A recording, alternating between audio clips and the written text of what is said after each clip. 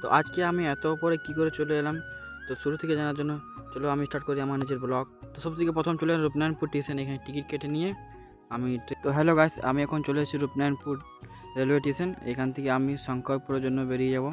তো আমি এখন এই প্ল্যাটফর্ম থেকে ওই প্ল্যাটফর্ম যাওয়ার জন্য যাচ্ছি। আর এটা হলো আমাদের রূপনারায়ণপুর স্টেশন। দেখো আমার পাশে একটা মাল গাড়ি যাচ্ছে। তো বন্ধুরা, আমি শঙ্করপুর যাওয়ার জন্য টিকিট কেটে নিয়েছি। এখন আমি এই জায়গায় দাঁড়িয়ে আছি, এখনও ট্রেন আসেনি। আর আমার ট্রেন হয়তো একটু আসতে লেট হবে, কেন কি এখন বাড়তে ছিল ঘুরে কাট। তো বন্ধুরা, ট্রেনে ওঠার পর দেখছি বেশ ট্রেন অনেকই ভিড় হয়ে গেছে আমার। তো ফাইনালি বন্ধুরা, আমরা শঙ্করপুর চলে এসেছি। এখান থেকে আমরা দেঘর এমস যাওয়ার জন্য আমরা টোটো ধরবো। এটা হলো, তো আমরা শঙ্করপুর রেলওয়ে স্টেশন থেকে আমরা টোটো ধরে নিয়েছি দেঘর এমস যাওয়ার জন্য। এখান থেকে 20 টাকা ভাড়া আছে। তো হসপিটালে ঢোকার আগে আমি নিয়ে নিলাম ডাবের জল। এই ডাবের জলের দাম হচ্ছে 80 টাকা। তো বন্ধুরা, ফাইনালি আমরা পৌঁছে গেছি দেঘর এমস। এই হসপিটালটা বেশ অনেক বড় আছে, আর এটা পুরো অনেক বড় হসপিটাল আছে এটা। আর আমার সাথে দুটো বড়দা যাচ্ছে। আর এই দেখুন, দু সাইডে হসপিটাল আছে বড় বড়। আর এই আমার সাথে সুজলদা আছে।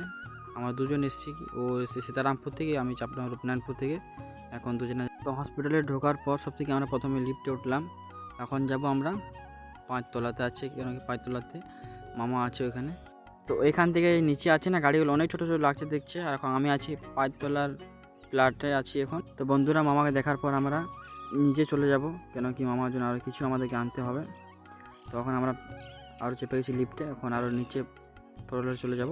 তো নিচে এখানে চলে এসেছি, নিচে একদম নিচে চলে এসেছি। এখান থেকে আমরা বাইরে চলে যাব, কিছু আনার আছে মামার জন্য।